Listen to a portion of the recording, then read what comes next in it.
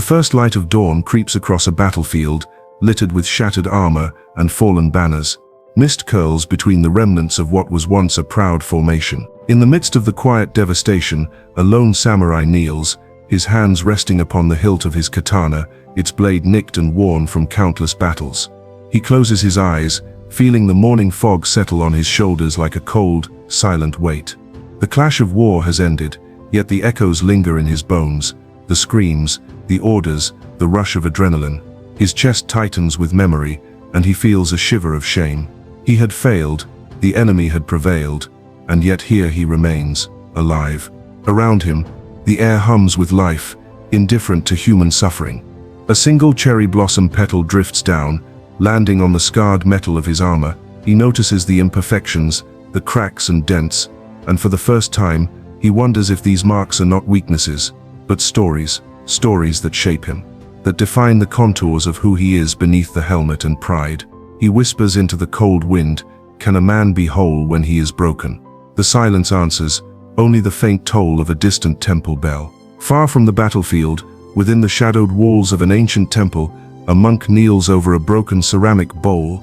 The fragments lie in front of him, jagged and sharp, as if they have been waiting for centuries for his hands. His brush dips into golden lacquer, trembling slightly as it traces the fractures, binding each piece with care.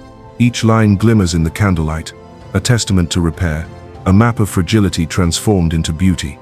He recalls a story, whispered through generations, of a young warrior who returned from battle, wounded in body and spirit, his pride shattered. He had been relentless, seeking perfection in every swing, every strike, every breath. And yet, life had reminded him that perfection is a lie, and resilience is born from scars. The monk pauses, inhaling the scent of incense, letting the story sink into him. He reflects silently. Even what is broken can hold gold, even what is shattered can shine.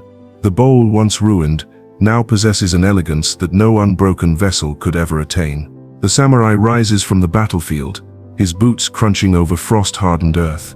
Rain begins to fall, soft at first, then with a steady insistence. He walks through a bamboo forest, the stalks bending beneath the droplets, whispering secrets of endurance. Each step is deliberate, measured. In the solitude, he confronts the fear that has haunted him since the clash, the fear that failure defines him, that weakness is eternal. In the distance, a distant waterfall roars over jagged rocks, its relentless force both terrifying and mesmerizing. The samurai stops, watching the water carve the stone, not with anger but with patience. It strikes him that his own failures are like this river, shaping him, polishing him, leaving marks that glint if only he allows them to. He closes his eyes and imagines the gold lacquer of Kintsugi flowing through him, binding his fractures, honoring the breaks. With each breath, he feels a slow transformation, as if the battlefield scars are not burdens but medals of lived experience, glinting faintly in the dawn's light.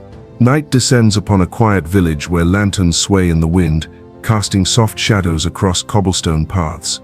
In a small courtyard, an elderly monk teaches a young apprentice to fold paper cranes, their fragile wings symbolic of impermanence. The boy fumbles, tearing the paper, and frustration paints his face. The monk gently lifts his hands from the torn edges, brushing them with calm patience. "Perfection is not the goal," he says softly. "The beauty lies in persistence, in the courage to try again, in the gold that emerges from our mistakes." The young apprentice watches as the monk repairs a broken vase in the corner, the golden seams catching the lantern light. A hush falls over the courtyard, and he realizes that every scar, every crack, is not shameful but sacred. Through failure, he can learn discipline, humility, and resilience. And the monk's words resonate deep in the boy's chest. Even a broken life can hold brilliance. Even a fractured spirit can become unbreakable. The samurai returns to his home village, a modest cluster of wooden homes and flowering gardens.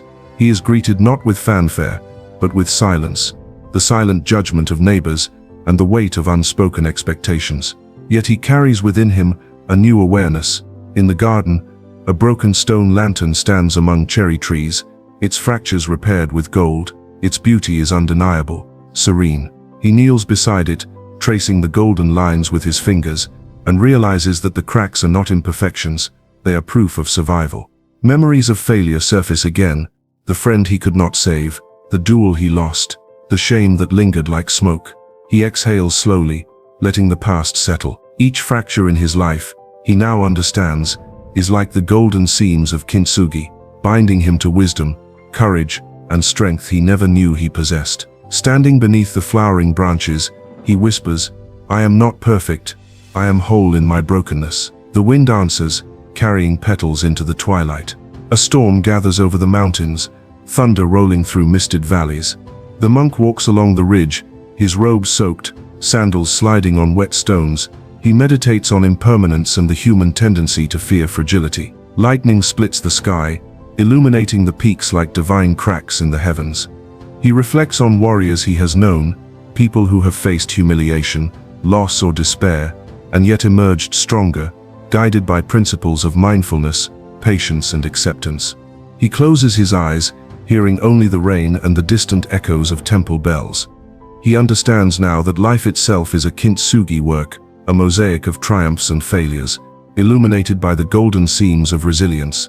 Each scar in his heart, each failure in his mind, is a brushstroke of character, a line of beauty that no perfection could ever provide. The storm passes, leaving a silence that feels vast and sacred.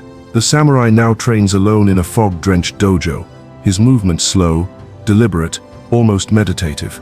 The bamboo swords clash with echoes that remind him of past mistakes. Each swing, each stumble, each corrected strike is a meditation on imperfection. He whispers to himself, "I am learning, I am becoming, I am unbroken in spirit." As morning light pierces the fog, he observes the golden seams of his armor where dents have been mended. The subtle reflections dancing in his eyes, he realizes that strength is not the absence of weakness, but the courage to face it, embrace it, and integrate it. His breathing aligns with the rhythm of the world, the wind in the bamboo, the song of distant birds, the steady pulse of his own heart, and in this alignment, he discovers serenity, resilience, and clarity. In a quiet valley, bathed in the light of the rising sun, the monk and the samurai meet. They share no words at first, only the silence of understanding.